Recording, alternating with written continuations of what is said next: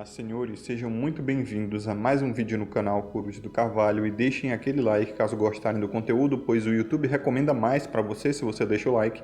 Aproveita também e se inscreve caso não seja inscrito, ative as notificações do canal para não perderem nenhum vídeo e não dependerem das recomendações falhas dessa plataforma que não é muito fã desse tipo de conteúdo, né? Por isso não recomenda.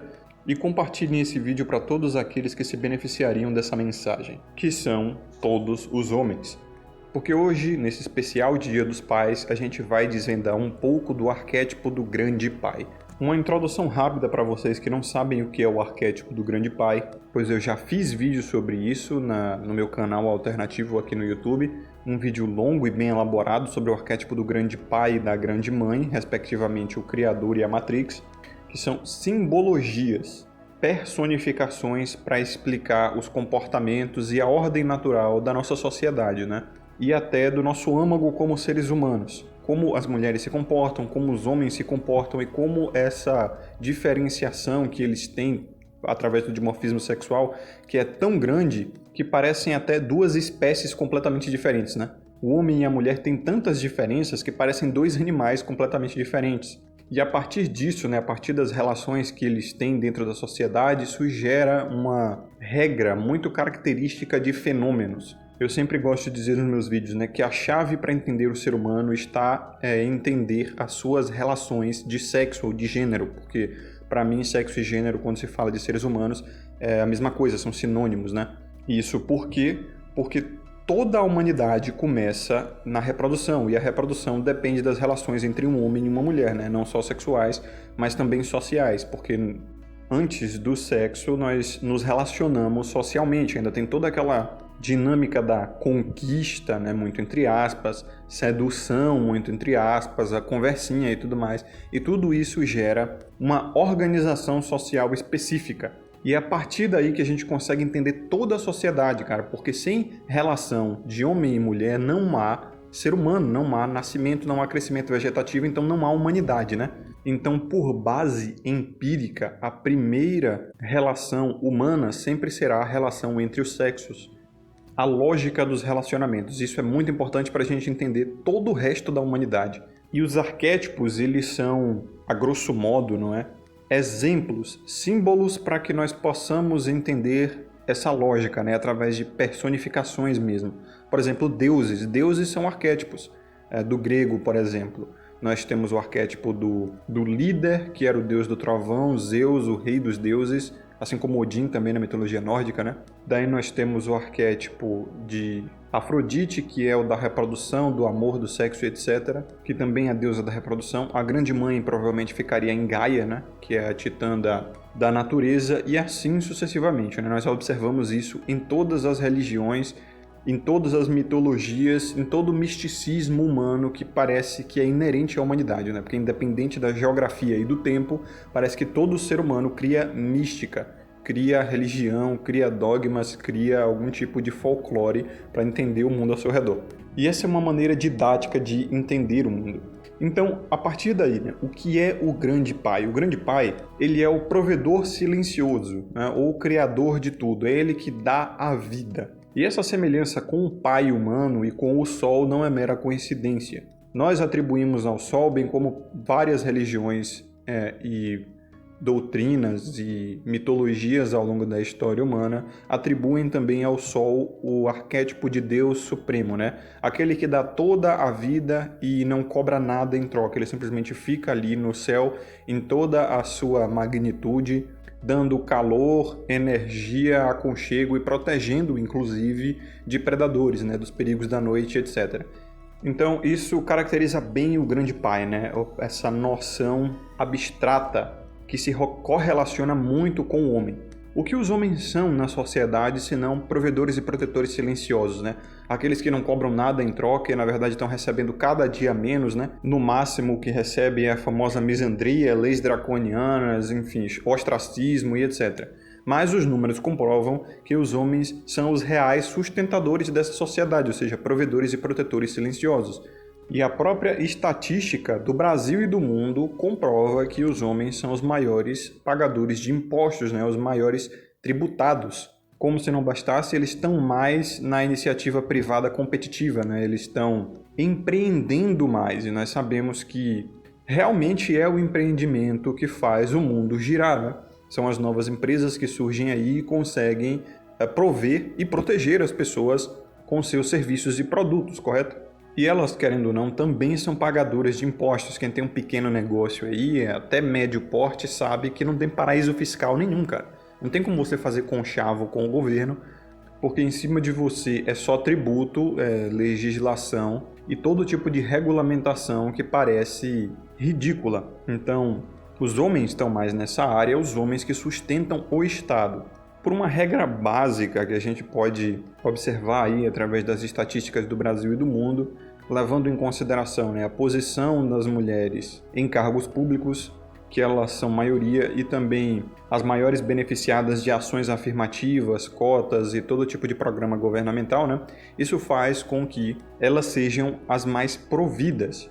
E os homens, é claro, não tem lei específica aqui no Brasil e muito raramente aí ao redor do mundo, e ainda fazem todo esse trabalho tributário aí, né? Isso comprova que os homens são os maiores provedores e protetores, né? E eles são silenciosos. E veja só, o que eu digo aqui sobre os censos nem é em tom de crítica necessariamente, nem é em tom de protesto, né? É só para vocês perceberem que aonde houverem homens e mulheres se relacionando, tá? Sempre vai seguir essa lógica de homem como protetor e provedor silencioso, e a mulher como provida e protegida gestora. E isso concorda com o arquétipo da grande mãe, mas isso é para outro vídeo. Então todo homem ele tem um quê de grande pai, né? Um quê de protetor e provedor silencioso, e qualquer semelhança com o Gênesis bíblico não é mera coincidência, aquela coisa de que o homem é a imagem e semelhança do Criador, né? E o grande pai, ele é o arquétipo do Criador. É assim que é o grande pai, né? Ele é silencioso, assim como é o Criador também. Ele é misterioso e, acima de tudo, invulnerável. Todos nós sabemos quem é o Criador, quem criou essa zorra toda. O que nós tentamos definir como Criador gera muita discussão, dentro e fora da machosfera, em toda a humanidade, né? Alguns dizem que é o Deus cristão, outros dizem que é o demiurgo, outros dizem que é a própria gravidade, que impera em todos os corpos celestes aí. Outros dizem que é a expansão do próprio universo, o cosmos. Outros dizem que são os próprios seres humanos, né? Nós criamos a nossa realidade, nós somos os criadores de nós mesmos. Então, o grande pai em si, ele é abstrato e inatingível, entendeu? E por si só invulnerável, é um mistério, um véu de mistério ali que o encobre e o torna invulnerável. E, novamente, qualquer semelhança com seu próprio pai não é mera coincidência, né? Alguns não tiveram a oportunidade de conhecer o próprio pai, daí o maior mistério que existe é esse, né? E outros que têm pai, que tiveram pai presente, e os que o têm ainda vivo, sabem muito bem como o homem, quando assume o papel de pai, ele tenta ser o mais invulnerável possível, né? É claro, existem exceções, mas a gente sabe como o pai, ele tem que ser um provedor e protetor silencioso, sabe por quê? Porque ele está em ambiente de trabalho. Para prover e proteger, ele precisa estar trabalhando, e o filho, ele não pode acompanhar seu pai nesse ambiente, porque o trabalho do pai geralmente é muito estressante, é muito perigoso, ou não admite distrações, né, como crianças e tal. Então, não é um ambiente convidativo para os filhos. O máximo que o filho pode fazer para conhecer o ambiente de trabalho do pai é demonstrando real interesse, né? Tem aquela coisinha da escola bem boba de que às vezes você tem que conhecer o trabalho do teu pai e às vezes redigir um texto a respeito disso e tal. É uma tentativa artificial, né, de fazer o filho conhecer melhor o pai. Mas isso não funciona, a gente sabe que não funciona porque é uma tentativa artificial. A única maneira do filho realmente conhecer melhor o ambiente de trabalho do teu pai é mostrando real interesse, né? Na época onde os ofícios eram mais comuns, como por exemplo a ferraria, a marcenaria, a carpintaria, a mecânica e tudo mais, um guri, ele não ia para o ambiente de trabalho do teu pai se ele não mostrasse real interesse naquilo. Ele não ia lá só para ficar observando e tudo mais. Ele tinha que ter algum tipo de paixão por aquilo também, ou pelo menos desenvolver aquilo, né? Aquele fervor e admiração com o trabalho do pai. Nas épocas de ofício, o que imperava era realmente a criação. Você não concorda que um carpinteiro ele está criando quando ele trabalha? Um ferreiro ele não está criando? Um mecânico ele também não está criando? Exatamente. E aí vocês conseguem observar a correlação entre o Criador e o homem, né? O grande pai e o filho e tal. Então é esse tipo de interesse genuíno que os filhos têm que ter pelo arquétipo do grande pai para assim alcançar o seu trabalho. É tudo simbólico e é tudo correlacional. Então suponha, né? Hoje em dia é muito, muito raro isso, mas suponha que você tem atualmente um pai vivo, presente, que trabalha em algum tipo de ofício, algum tipo de criação, como carpintaria, ferraria, mecânica e etc. Antigamente era muito comum que o filho assumisse o ofício do pai, né? Antes até da sua morte. Quando chegava assim, o período de aposentadoria ou o período de invalidez do pai, o filho assumia o negócio, né? Filho de ferreiro se tornava ferreiro, filho de mecânico se tornava mecânico, filho de carpinteiro se tornava carpinteiro, filho de pedreiro se tornava pedreiro e assim sucessivamente. E isso vinha da admiração que o filho tinha com o trabalho do pai. É aquela coisa, né? Eu quero seguir o meu pai. Isso, é claro, só vale para filhos homens, né? Filhas não costumam fazer isso. Mas os filhos, eles tinham aquela admiração com o trabalho do pai, com o fato do pai sair de casa para ir para um ambiente hostil e ter aquela liberdade, né? É uma coisa bem comum nos jovens meninos, aquela coisa de querer se emancipar e tal, e de ter aquela admiração com o seu pai. E era a partir daí que o filho aprendia esse ofício. E o pai presente, ele sempre vai ser o exemplo de masculinidade da casa, né? A gente já sabe muito bem isso aqui ao redor da machosfera. Existem pesquisas que comprovam que a educação de um filho ou filha com pai ausente aumenta muito as chances de desenvolver um cidadão disfuncional, né? Um adulto disfuncional. Aumenta muito as chances da criança ir para o mundo do crime, tomar decisões erradas, ter gravidez na adolescência, escolher pior os relacionamentos dentro da tua vida, etc, etc. São danos muito maiores se comparados aos danos de uma mãe ausente, de um filho ou filha criado pelo pai somente, por incrível que pareça, tá?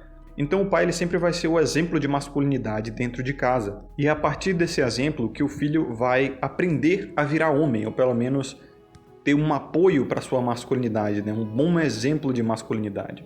Eu não diria que é impossível encontrar a masculinidade sem um pai presente, mas é muito mais fácil com exemplos, né? Isso aí, qualquer aprendizado segue essa regra. Tenta ler um livro sobre qualquer assunto que não use exemplos. É muito mais difícil aprender. Com exemplos, o ser humano aprende muito mais rápido e muito mais fácil. Então, não é qualquer pai também, né? É um bom exemplo de pai que cria um bom filho. E isso é que é a masculinidade. A masculinidade, ela é sempre de todo bom. O masculino sempre vai ser de todo bom. Onde não há bondade, não há masculino.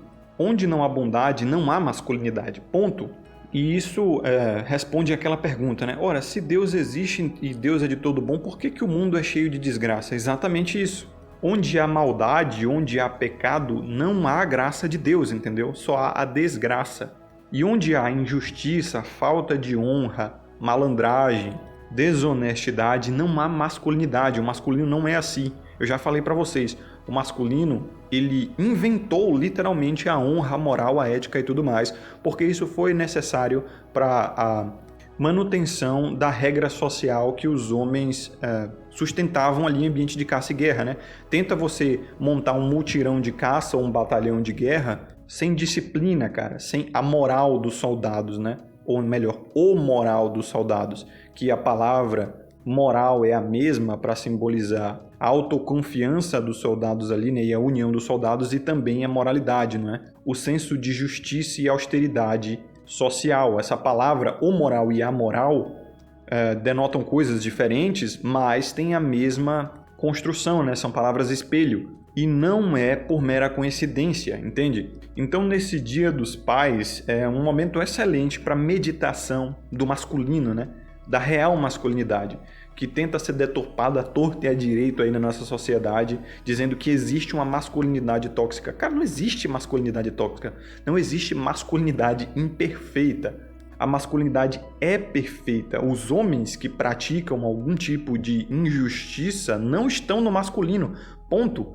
É assim é que é, por isso que não dá para dizer que Deus não existe porque o mundo é cheio de desgraça. Onde há desgraça, não há Deus ali. Daí o nome, né? Desgraça é a ausência da graça de Deus.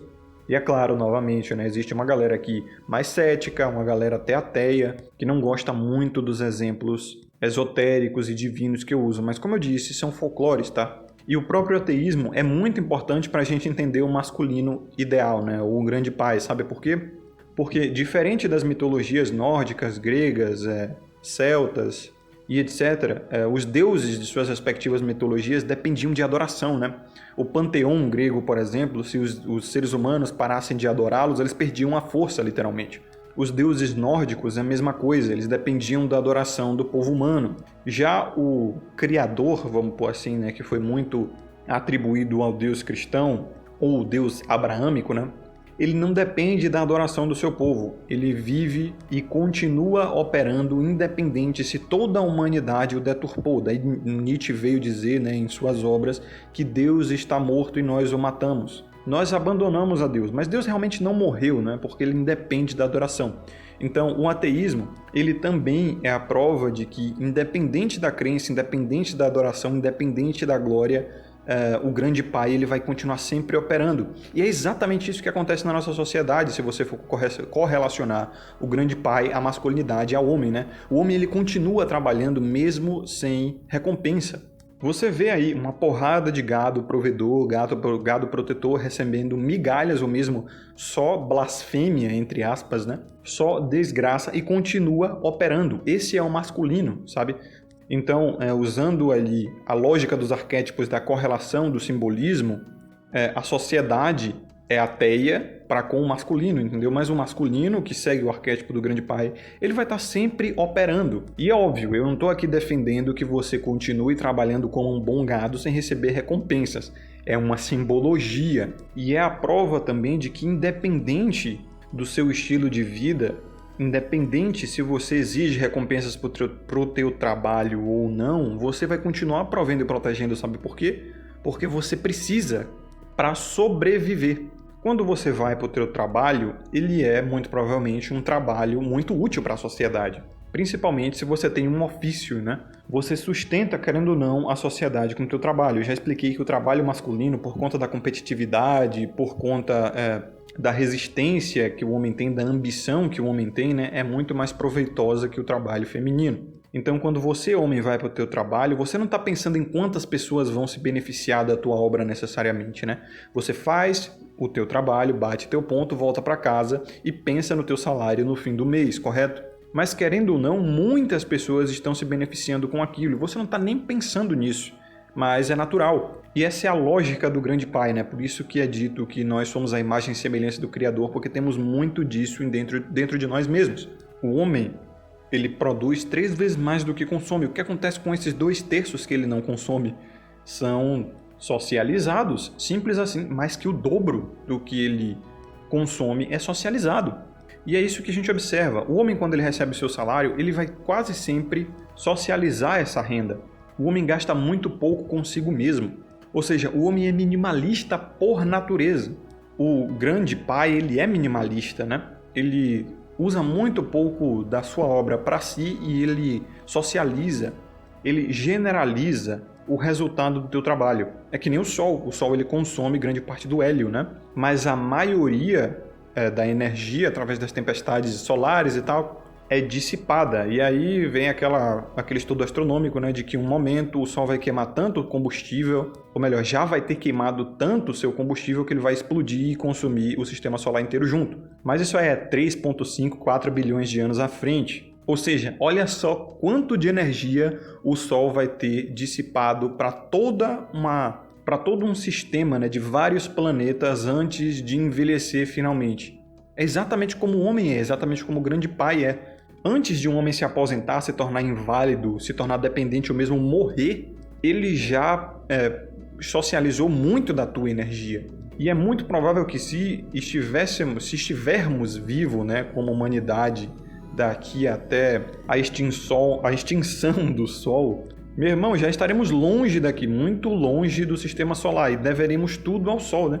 Então assim que é o grande pai, cara, ele socializa teu poder e é abandonado. Simples, quando ele se torna inútil, ele é abandonado. Então você vai aí nas casas de repouso de velhinho, você vê, cara, 90, 95% ali é homem.